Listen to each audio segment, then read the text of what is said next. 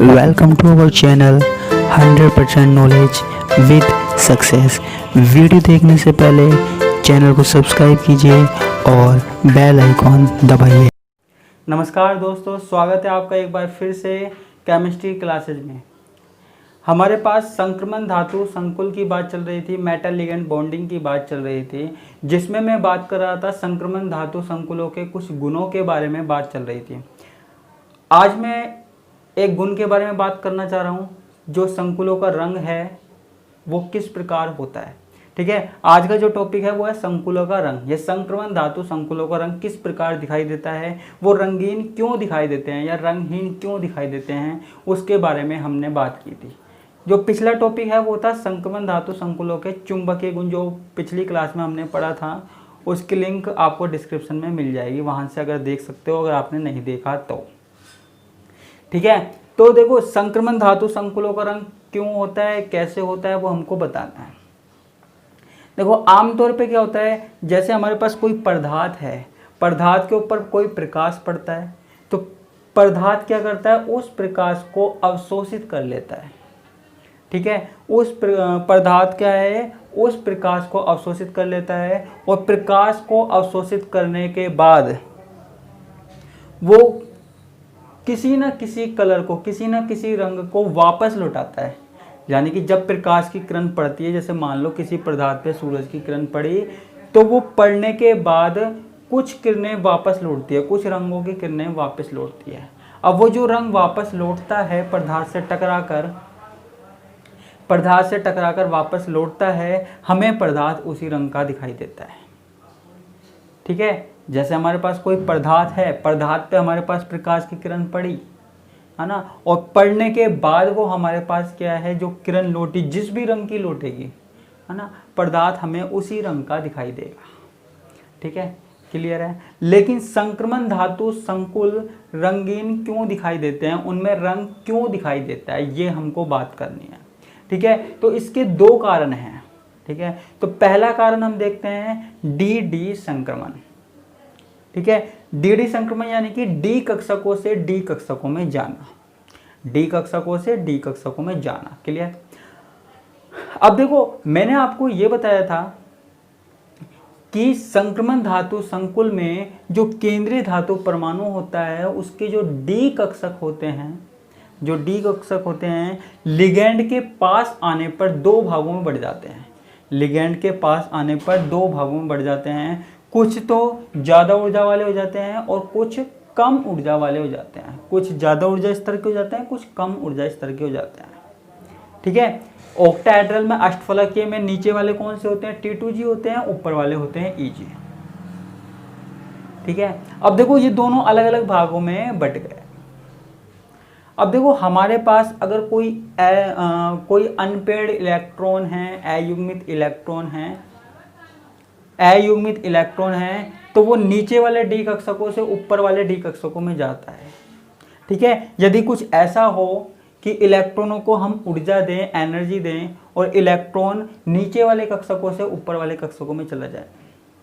ठीक है, तो यहाँ पर वो जो संकुल है वो रंग प्रदर्शित करेगा। कैसे करेगा, अगर इलेक्ट्रॉनों को ऊर्जा दी जाए, प्रकाश की उपस्थिति में रखा जाए, तो वो इलेक्ट्रॉन जब नीचे से ऊपर वाले ऑर्बिटल्स में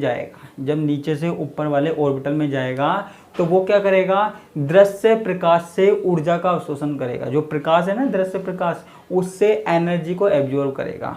ठीक है, और फिर उसके बाद जिस रंग की किरणों को वापस हम तक लौटाएगा, हमें पदार्थ उसी रंग का दिखाई देगा। ठीक है, तो ये हो गया डी संक्रमण हो गया। ठीक है, देखो जैसे हमारे पास एक एग्जांपल है TiH2O6। ठीक है, TiH2O6 3+। यहाँ पे जो टाइटेनियम है वो +3 ऑक्सीकरण अवस्था में है। ठीक है, +3 ऑक्सीकरण अवस्था का मतलब क्या हुआ, डी कक्षकों में केवल एक ही इलेक्ट्रॉन है, देखो प्रकाश की अनुपस्थिति में इलेक्ट्रॉन क्या है, नीचे वाले कक्षकों में होता है। ठीक है, लेकिन जैसे ही इसको प्रकाश मिलता है, लाइट मिलती है, तो प्रकाश की उपस्थिति में आने पर जो इलेक्ट्रॉन है वो नीचे से ऊपर की तरफ चला जाता है, वो नीचे से ऊपर की ओर चला जाता है, ऊपर वाले कक्षकों में चला जाता है। और जब नीचे से ऊपर वाले कक्षकों में जाता है तो वो कुछ ऊर्जा का अवशोषण करता है, ठीक है, और उस दृश्य प्रकाश से कुछ ऊर्जा का अवशोषण करता है और फिर जिस रंग की किरणों को वापस लौटाता है ना, वापस लौटाता है, वही हमारे पास क्या है, संकुल का रंग होता है। इतनी सी बात याद रखनी है, ठीक है। अब TiH2O6 है, वो हमें बैंगनी रंग का दिखाई देगा क्योंकि वो बैंगनी रंग हमारी आंखों तक आता है, ठीक है। तो ये हमारे पास किसकी बात हो गई, DD संक्रमण की बात हो गई। इसमें ज़्यादा कोई बड़ी बात है नहीं, ठीक है। देखो एक कारक और है, संक्रमण धातु संकुलों के रंग होने का एक कारण और है, वो दूसरा है आवेश स्थानांतरण स्पेक्ट्रा, ठीक है। देखो बच्चों, कई यौगिक ऐसे होते हैं जिनमें हमारे पास कोई भी अनपेयर्ड इलेक्ट्रॉन नहीं होता, अयुग्मित इलेक्ट्रॉन नहीं होता, ठीक है। मान लो हमारे पास D0 है, D10 है, जिसमें अनपेयर्ड इलेक्ट्रॉन नहीं है। ऐसी स्थिति में यौगिकों को रंगहीन हो जाना चाहिए, है ना, यौगिकों को रंगहीन हो जाना चाहिए, लेकिन ऐसा नहीं होता है, ऐसा नहीं होता है। तो फिर क्या होता है, ऐसा नहीं होता है, उनमें भी रंग पाया जा सकता है। उसके पीछे भी कारण क्या है, उसके पीछे कारण है आवेश स्थानांतरण स्पेक्ट्रा, चार्ज ट्रांसफर स्पेक्ट्रा। अब ये क्या चीज होती है, ठीक है। आवेश स्थानांतरण स्पेक्ट्रा का मतलब है धातु से इलेक्ट्रॉन और इलेक्ट्रॉन से धातु की ओर, या धातु और इलेक्ट्रॉनों के बीच में आवेश का स्थानांतरण, ठीक है। आपको सिर्फ इतना याद रखना है कि धातु और इलेक्ट्रॉनों में भी, धातु और इलेक्ट्रॉनों के आणविक कक्षकों में भी संक्रमण हो सकता है ना, वो आपस में भी इलेक्ट्रॉन दे सकते हैं। यानी कि धातु लिगेंड को दे सकता है इलेक्ट्रॉन, और लिगेंड धातु को दे सकता है। आपस में भी इलेक्ट्रॉनों का संक्रमण हो सकता है, ठीक है। और जब आपस में इलेक्ट्रॉनों का संक्रमण होगा, आपस में जब भी इलेक्ट्रॉनों का संक्रमण होगा, तो जो इलेक्ट्रॉन जब निकल के जाएंगे तो वो एनर्जी को एब्जॉर्ब कर सकते हैं, वो दृश्य प्रकाश से, आने वाले प्रकाश से एनर्जी को एब्जॉर्ब कर सकते हैं, अवशोषित कर सकते हैं, ठीक है। और वो एनर्जी को जब एब्जॉर्ब कर लेंगे तो हमें वो पदार्थ कैसा दिखाई देगा, रंगीन दिखाई देगा, यानी कि उसमें रंग दिखाई देंगे हमको, ठीक है। और एक बात और देखो, आवेश स्थानांतरण स्पेक्ट्रा के द्वारा यौगिकों में ज़्यादा रंग होता है, ठीक है। आवेश स्थानांतरण के द्वारा जो यौगिक रंग प्रदर्शित करते हैं वो ज़्यादा गहरे रंग के होते हैं, है ना। किसी संकुल में धातु परमाणु पे जितना ज़्यादा आवेश होगा ना, वो उतना ही गहरा होगा, उसका रंग उतना ही गहरा होगा, डार्क होगा, ठीक है। क्लियर है। तो ये हमारे पास छोटी सी बात थी, संकुलों में रंगों की बात हुई, ठीक है।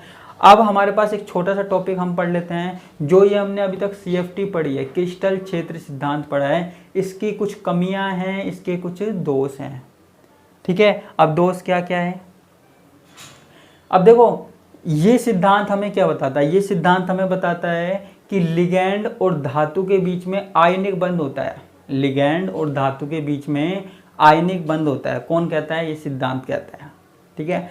लेकिन जब मैंने प्रयोग किए, प्रयोग कैसे, जब मैंने इसका स्पेक्ट्रम निकाला, है ना, जब मैंने इसका स्पेक्ट्रम निकाला, किसी भी यौगिक का स्पेक्ट्रम निकाला, तो इनमें 70% गुण आयनिक और 30% गुण सहसंयोजक हुए।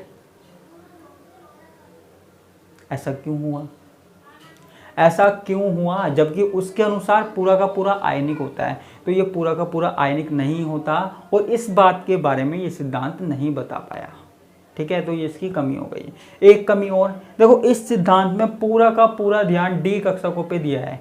जब से यूनिट स्टार्ट हुई है, मैं D कक्षकों की ही बात कर रहा हूँ, ठीक है। स्टार्टिंग D कक्षकों से हुई थी और एंड भी D कक्षकों पे ही हो रहा है, ठीक है। हर जगह हमने D कक्षक देखे। लेकिन आप ये बताइए, धातु में और कक्षक भी तो होते हैं, S कक्षक भी होता है, P भी होता है, और बीच बीच में कईयों में F कक्षक भी होता है। तो उनके बारे में तो कोई बात नहीं की गई, वो भी तो जरूरी है। जितना योगदान इनका होता है D कक्षकों का, उतना उनका भी हो सकता है, S और P का भी।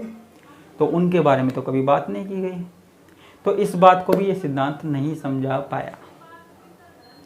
ठीक है, इसके अलावा धातु और लिगैंड के बीच में, तीसरी कमी मैं बता रहा हूँ, धातु और लिगैंड के बीच में जो बंध है, जो बॉन्ड बना हुआ है, उसकी सामर्थ्य कितनी है, उसकी सामर्थ्य कितनी है, इस बात के बारे में भी ये सिद्धांत नहीं बता पाया। यानी कि बॉन्ड के बारे में तो बता दिया, लेकिन वो कितना मजबूत है, कितना स्ट्रॉन्ग है ना, कितना वीक है, उसकी सामर्थ्य क्या है, स्ट्रेंथ क्या है, उसके बारे में ये कुछ भी क्लियर नहीं कर पाया, है ना। ऐसे और भी कमी है, लेकिन मैंने कमियां बता दी। ठीक है, उम्मीद करता हूँ आपको आज की क्लास में जो बताया वो समझ में आ गया होगा।